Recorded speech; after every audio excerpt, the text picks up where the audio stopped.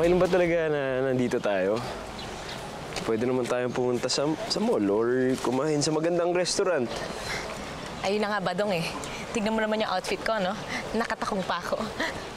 Ay, pwede na, pero pwede naman tayo. Hindi. Badong, okay lang. Okay lang. Sigurado okay ka? Para may iba naman. Siyempre, first date natin to. Kailangan special to. Ano ka ba? Kahit naman nasan tayo, basta magkasama tayong dalawa, special na yun. Talaga? Yun ang mahalaga, no? Yan ang gusto ko sa'yo eh. Kasi... Upo tayo. Para di ka mahirapan. Sige, upo tayo. Ganda naman dito. Fresh air. O, di ba? Tapos mamaya pwede tayo umakyat ng puno. Parang dati. Oo, mangolekta ng bulaklak kahit nakatakong ako.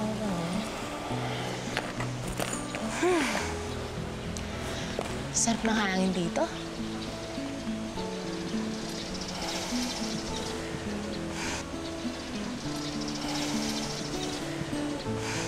Ay, ang ganda ng mga puno. Ay! Aray. Sorry. Badong. Sorry, Sinag. Ang sakit. Sorry. Hindi ko in-expect yan, ha? Medyo. Okay lang. Masakit ba? Okay lang. Okay lang.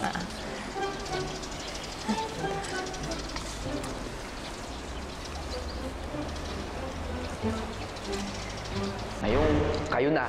Kailangan, pare, lumilevel up din kayo. Kung hindi mo napapansin, medyo nahihiya ako.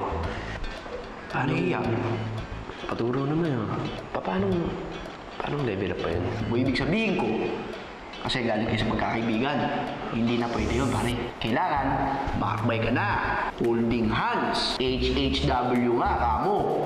Paano ko gagawin yun nang hindi mabibigla si Sinag? O, pare. Ang ina mo.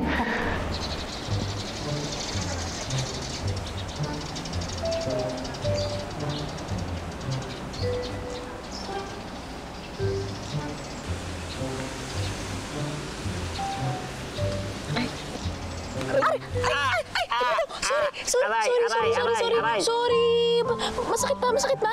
Sorry, Badong, sorry. Hindi ko sinasadya, sorry. Naku, ano ba yan? Sorry, Badong. Masakit ba? Pasensya na.